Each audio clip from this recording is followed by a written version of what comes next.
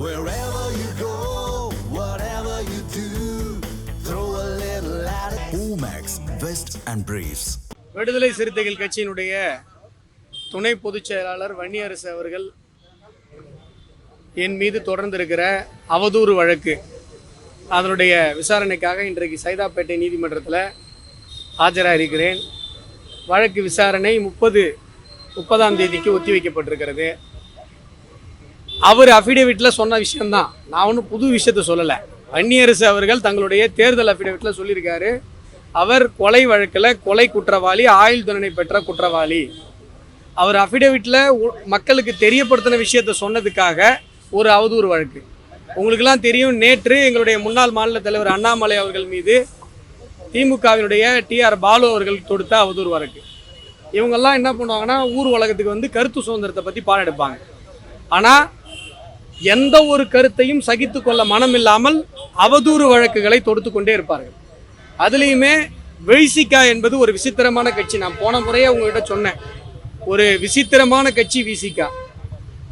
கடந்த வாரம் சென்னை உயர்நீதிமன்றத்திற்கு தலைமை நீதியரசர் மீது தாக்குதல் நடத்தப்பட்டதற்கு எதிராக போராடுவதற்காக வந்ததாக சொன்ன திருமாவளவன் அவர்கள் ஒரு வழக்கறிஞரை, அதுவும் 2 வீலரில் போன ஒரு வழக்கறிஞரை, ஒரு ஏங்க வண்டி இடிக்குது பார்த்து போகக்கூடாதான்னு கேட்ட ஒரே காரணத்துக்காக தன்னுடைய தொண்டர்களை இல்லை குண்டர்களை வைத்து அடித்திருக்கிறார். அது ஒரு மிகப்பெரிய ஒரு சோகம் என்று சொன்னால், உயிரை காப்பாற்றிக் கொள்வதற்காக பார் கவுன்சிலுக்கு உள்ள ஓடிய அந்த வழக்கறிஞர் ராஜீவ்காந்தி அவர்கள் விசிகா குண்டர்களால் துரத்தப்பட்டு பார் கவுன்சில் உள்ளேயே வைத்து கொலவரி தாக்குதல் நடத்தப்பட்டது. இதில் பார் கவுன்சில் இப்போ வரைக்கும் முறைப்படி புகார் அளிக்கலை. தமிழகம் முழுவதும் வழக்கறிஞர்கள் போராடி கொண்டிருக்கிறார்கள். பார் கவுன்சில் முறைப்படி டிஜிபிகிட்ட புகார் அளிக்கணும். பார் கவுன்சிலுடைய சிசிடிவி கேமரா ஃபூட்டேஜ் தமிழக காவல்துறையிடம் ஒப்படைக்கப்பட வேண்டும். பார் கவுன்சிலுங்கிறது டெக்னிக்கலாக ஹைகோர்ட் கேம்பஸ் அப்படிங்கிறதுனால ஹைகோர்ட் ரிஜிஸ்டார் முறைப்படி டிஜிபியிடம் புகார் அளிக்க வேண்டும். இந்த விஷயங்களை எல்லாம் வலியுறுத்தி குற்றவாளிகள் கைது செய்யப்பட வேண்டும். முதல் குற்றவாளியாக திருமாவளவன் அவர்கள் சேர்க்கப்பட வேண்டும். இதையெல்லாம் வலியுறுத்தி தமிழகம் முழுவதும் வழக்கறிஞர்கள் போராடி கொண்டிருக்கிறார்கள்.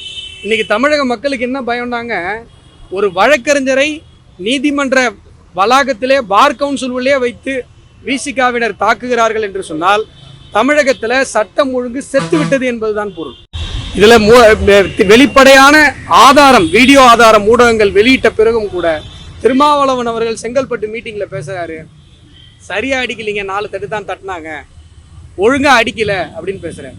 அதில் இன்னொரு விஷயம் நீங்கள் நல்லா கவனிக்கணும். திருமாவளவன் அவர்கள் பேசுகிற விஷயத்தில் முறைச்சி பார்த்ததுக்கு தான் அடித்தோம், என்ன ஜாதின்னு தெரிஞ்சுக்கிட்டு அடிக்கலைங்கிறார். அப்போ என்ன அர்த்தம்? என்ன ஜாதின்னு தெரிஞ்சுக்கிட்டும் விசிகாவினர் அடிப்பாங்க அப்படிங்கிறது அதோடைய அர்த்தமா? இவர் என்ன சொல்ல வரார்? யார் அவங்ககிட்ட கேட்டா, சார் என்ன ஜாதின்னு தெரிஞ்சுட்டு அடிச்சிங்களா, என்ன ஜாதின்னு தெரிஞ்சிக்காமல் அடிச்சிங்களான்னு திருமாவளவன் அவர்கள்ட்ட யார் கேட்டாங்க? ஆனால் அவர் சொல்கிறார், முறைச்சி பார்த்ததுக்கு தான் அடித்தோம், என்ன ஜாதின்னு தெரிஞ்சுட்டு அடிக்கலை.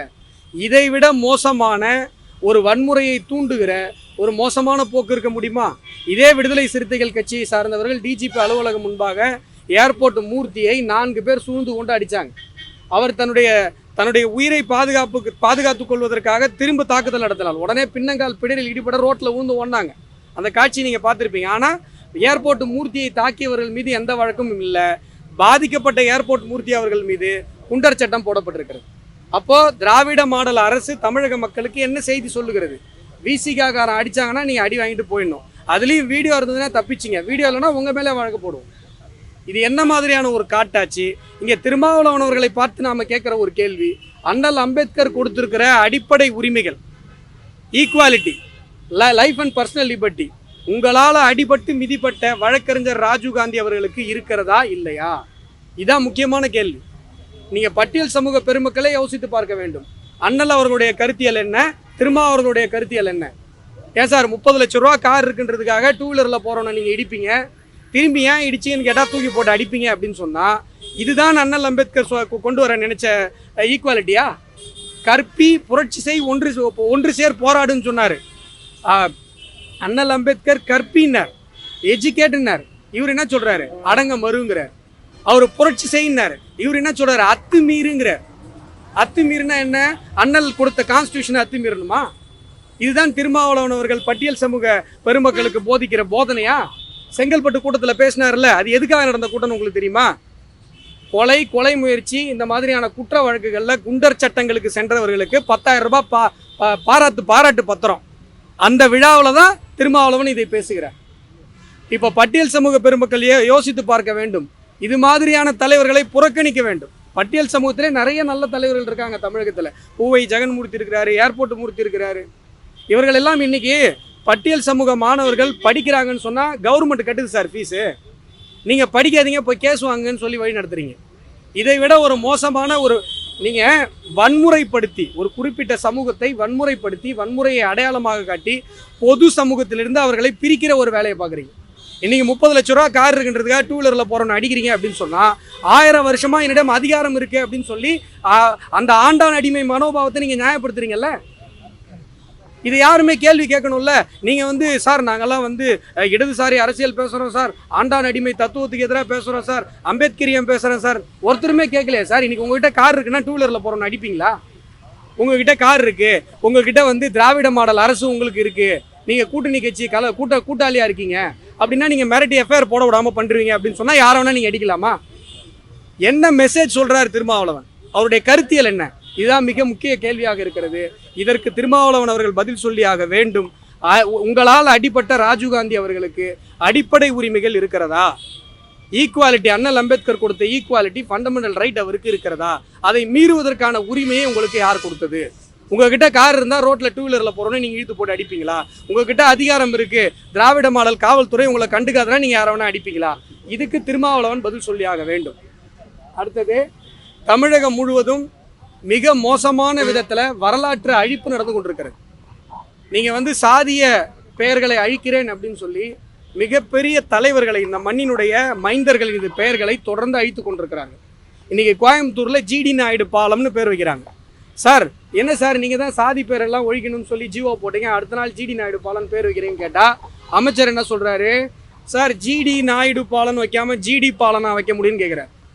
ஜிடி நாயுடு குடும்பத்தை சேர்ந்தவர்கள் பள்ளிக்கூடம் நடத்துகிறாங்க, மெட்ரிகுலேஷன் ஸ்கூலு. அந்த ஸ்கூல் பேர் என்ன சார் கோயம்புத்தூரில்? GD matriculation school. GD Naidu matriculation school கிடையாது. நீங்கள் உளுந்தூர்பேட்டையில் கந்தசாமிபுரம்னு ஒரு பகுதி இருக்குது. கந்தசாமி படையாச்சார் என்பவர் தான் உளுந்தூர்பேட்டையினுடைய தந்தை. உளுந்தூர்பேட்டையில் கோர்ட்டு வர்றதுக்கு அவர் தான் காரணம். எல்லா நிலம் அவர் தான் இலவசமாக கொடுத்தாரு. கோர்ட்டுக்கு, ஸ்கூலுக்கு, ஐடிஐக்கு எல்லா நிலம் அவர் தான் இலவசமாக கொடுத்தார். அவருடைய நினைவாக உளுந்தூர்பேட்டையில் கந்தசாமிபுரம்னு ஒரு பகுதி இருக்குது. அந்த கந்தசாமிபுரம் என்கிற பெயரை அழித்து விட்டு கருணாநிதி அவர்களுடைய பெயரை வச்சுருக்காங்க. தெருக்களுக்கு பெரியார்னு பேர் வச்சுருக்காங்க. கந்தசாமி படையாச்சார்புரம் கூட கிடையாது, கந்தசாமிபுரம் தான் இருக்குது. அதையும் அழிச்சிங்க. அப்போ உங்களுடைய நோக்கம் என்ன? இந்த தமிழ் மண்ணினுடைய சான்றோர்களது அடையாளங்கள் அழிக்கப்பட வேண்டும்.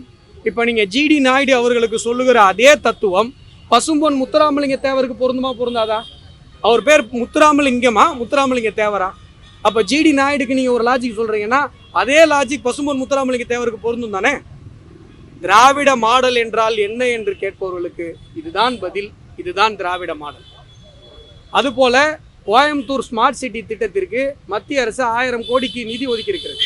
அதை பற்றி இவங்க பேசலை. கோயம்புத்தூர் துறைமுகத்தில் 40,000 கோடி நிதி வந்ததுன்னு பெருமையாக பேசினாங்க. நிதி கொடுத்தது பாரத பிரதமர் நரேந்திர மோடி, அதை அவர்கள் பேசலை. அதே போல் மிக முக்கியமான இன்னொரு விஷயம், நேற்றைய தினம் 11ஆம் வகுப்பு தேர்வுகள் ரத்து செய்யப்பட்டிருக்கிறது. இது தமிழக மாணவர்களது கல்வி நிலையை மிகப்பெரிய அளவில் பாதிக்கும். இதற்கும் நான் இந்த நேரத்தில் கண்டனத்தை தெரிவித்துக் கொள்கிறேன். கேள்வி எதுவும் இல்லையா? 30ஆம் தேதி வரும், வாரம் 30ஆம் தேதி. இல்லை இப்போ என்னென்னா, போன தடவை நான் வந்தேன், இப்போ காக்னிசன்ஸ் மேட் அவுட் ஆகலை. இப்போ காக்னிசன்ஸ் மேட் அவுட் ஆகிருக்கிறதுனால நீங்கள் அப்பியர் ஆகுங்க அப்படின்னு சொன்னாங்க. அவதூறு வழக்கில் ஒரு முறையாவது வழக்கு யார் மேலே தொடுக்கப்பட்டிருக்கிறதோ அவர்கள் அப்பியர் ஆகணும். அந்த முகத்தில் அப்பியர் ஆகும். Wherever you go, whatever you do, throw a little at it. Omax, Vest and Briefs.